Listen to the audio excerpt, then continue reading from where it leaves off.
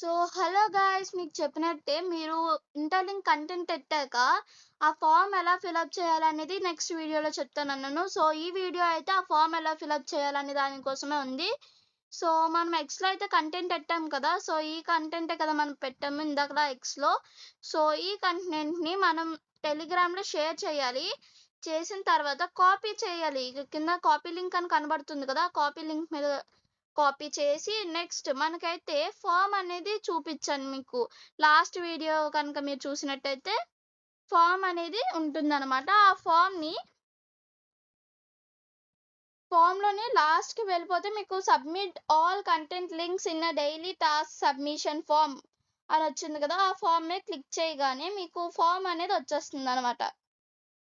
So, ఇక్కడ personal details ఇవ్వాలి కాబట్టి నేనైతే ఇప్పుడు ఈ ఫార్మ్ ఫిలప్ చేయట్లేదు. బట్ మీరు కేర్‌ఫుల్‌గా చూస్తే మీకు అర్థమవుతుంది.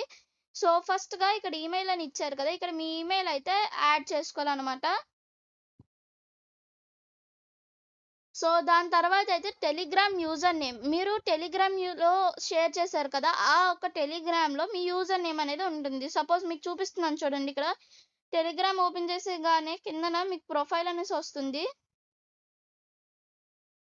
ఇక్కడ చూసారు కదా! లాస్ట్‌లో రైట్ డౌన్ కార్నర్‌లో మీకు ప్రొఫైల్ అని కనబడుతుంది. దాని మీద క్లిక్ చేయగానే యూజర్ నేమ్ అని వస్తుంది. ఆ యూజర్ నేమ్‌ని మీరు కాపీ చేసి ఇక్కడ పేస్ట్ చేసుకోవడమే. దాని తర్వాత మీ ఇంటర్లింక్ ఐడీ అనేది ఇక్కడ సబ్మిట్ చేయాలి. దాని తర్వాత మనం స్టార్టింగ్‌లో కాపీ చేసాం కదా! ఏదైతే కంటెంట్ మనం ఎట్టామో ఈ కంటెంట్‌ని కాపీ చేసాం కదా! ఈ కాపీ చేసిన కంటెంట్‌ని మనం ఇక్కడ ఆ లింక్‌ని సబ్మిట్ చేయాలి. సో, పైనైతే చూడండి ఇక్కడ రెడ్ కలర్ మార్క్ కిందన వచ్చింది కదా! Which daily task are you submitting for? అక్కడ మీరు ఏ టాస్క్ అయితే సబ్మిట్ చేస్తున్నారో ఆ టాస్క్ అయితే పెట్టాలనమాట. సో, ఇక్కడ మనం 65థ్ టాస్క్ అయితే అవుతుంది కాబట్టి అక్కడ 65 ఆర్ 65th డే అని పెట్టాలి. దాని కింద యువర్ కంట్రీ అని ఇచ్చారు. సో, మీరు ఏ కంట్రీకి అయితే బిలాంగింగ్ అవుతున్నారో ఆ కంట్రీ నేమ్ అనేది అక్కడ రాయాలి. నేనైతే ఇండియన్ కాబట్టి సో, నేను ఇండియా అని టైప్ చేసుకుంటాను. అండ్ దెన్ మన కంటెంట్ నేనిందాకల చెప్పింది తప్పు. అక్కడ కాకుండా ఇక్కడ మీరు పేస్ట్ చేసుకోవాలి. ఇప్పుడు నేను క్లిక్ చేసి చూపిస్తున్నాను కదా!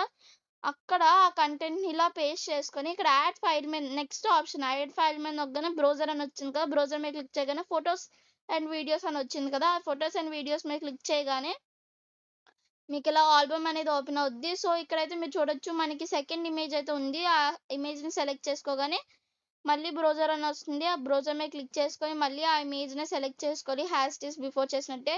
సో, ఇక్కడైతే మీరు చూస్తున్నట్లయితే ఇక్కడ మనకి ఆ ఇమేజ్ అనేది డౌన్‌లోడ్ అవుతుంది.